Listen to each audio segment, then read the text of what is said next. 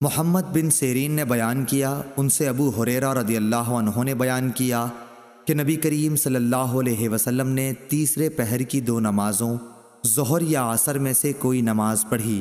میرا غالب گمان یہ ہے کہ وہ عصر ہی کی نماز تھی۔ اس میں آپ صلی اللہ علیہ وسلم نے صرف 2 ہی رکعت پر سلام پھیر دیا۔ پھر آپ ایک درخت کے تنے سے جو مسجد کی اگلی صف میں تھا ٹیک لگا کر کھڑے ہو گئے۔ آپ اپنا ہاتھ اس پر رکھے ہوئے تھے۔ حاضرین میں ابو بکر اور عمر رضی اللہ عنہ بھی موجود تھے، لیکن انہیں بھی کچھ کہنے کی ہمت نہیں ہوئی۔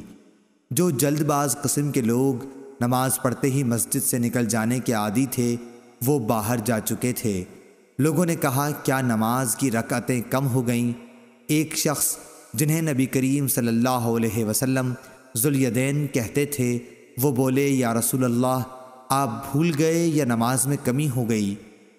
حضور صلی اللہ علیہ وسلم نے فرمایا، نہ میں بھولا ہوں اور نہ نماز کی رکعتیں کم ہوئیں۔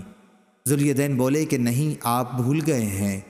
اس کے بعد آپ صلی اللہ علیہ وسلم نے 2 رکعت اور پڑھی اور سلام پھیرا، پھر تکبیر کہی اور معمول کے مطابق یا اس سے بھی طویل سجدہ کیا۔